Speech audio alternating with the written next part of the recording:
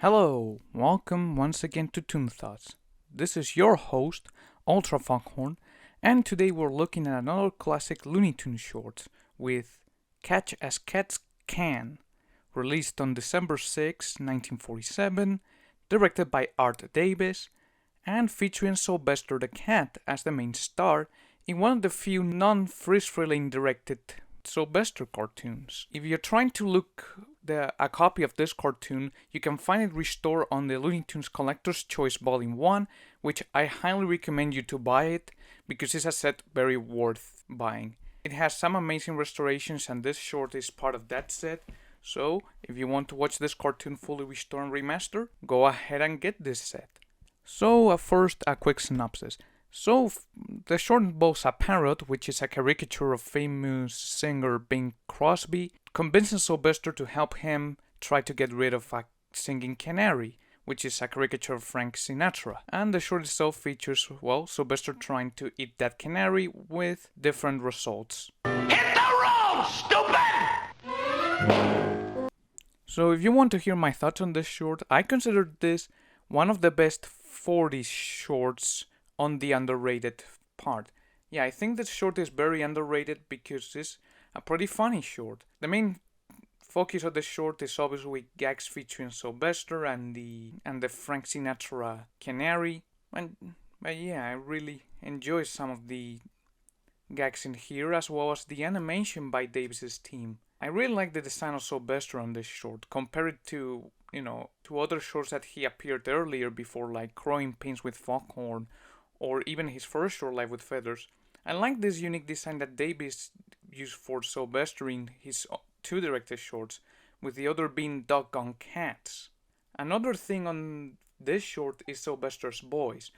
Unlike, the one many people know with this, which is more slippery, this one is more of a dumb voice. What do you want? And this makes me think that the short itself was in very early, at the same time as development as Life with Feathers, the first Sylvester short, which will explain why Sylvester's voice was very different. Like, they were still trying to figure out the character, and I wouldn't be surprised because after all, Davis became a director, I think, by 1946.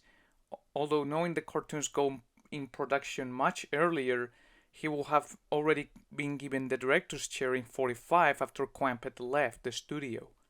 So possibly at the same time when Life with Feathers was ending production and Catch Can was beginning, I guess that dopey voice might have come from there. But this is my crazy game theory / film theory, so take it with a grain of salt. Another thing is that two of the characters in this short are up caricatures of famous celebrities, being the canary just being Frank Sinatra and the parrot being Crosby.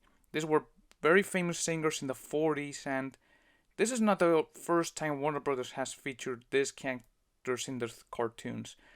They've been featured much earlier in shorts as other animals or just as themselves. But it seemed that the people making the shorts did have fun featuring caricatures of famous celebrities. Another thing of this short is some memorable scenes because, this being a short that I have watched a few times already, there's some scenes that have become stuck in my head and I consider to be my favorite part of the short. One of them is the recurring thing of vitamins. No vitamins. There's just no vitamins, friend. Which I really like. I like to always quote saying, vitamins? How do you get those vitamins? It got really stuck in my head. I really like that. And also, the ending of the short is also memorable, where Sylvester eats the Bing Crosby parrot and later ends saying, There's nothing like vitamins. There's nothing like vitamins. And speaking about that, the ending was originally intended to feature a shot of a grave of the Bing Crosby parrot with a text saying his horse came earlier or something like that. Like that was a joke referencing to Bing Crosby's bad luck on horse races. But the gag was never completed or was cut before the theatrical release. So it's something that hasn't been never seen, but who knows if one of these days it appears out of nowhere. there have been cases of lost media material appearing out of nowhere. So who doesn't know that maybe someone out there has an original unreleased copy of this short with the original ending? Who knows? We'll have to just wait and see.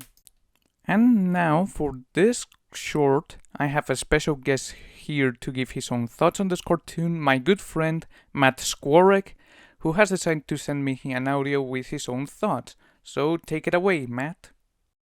The parrot and canary, who are based off of Frank Sinatra and Bing Crosby, are both voiced by Dave Barry, who did the voice of Elmer Fudd in Prehistorical Hare in 1958. After the death of Arthur Q. Bryan, Be quiet.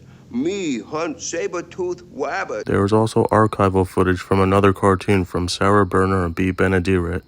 There was a lost ending that was cut before the cartoon was released. It consisted of a tombstone that said "came in before his horses," referencing Crosby's bad luck with betting on horses. Overall, a good cartoon that has good animation and gags. I would give it a 7 out of 10.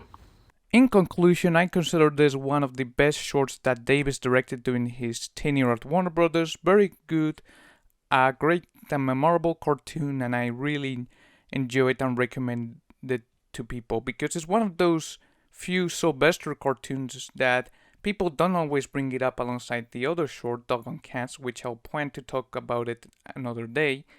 But yeah, go ahead and watch this.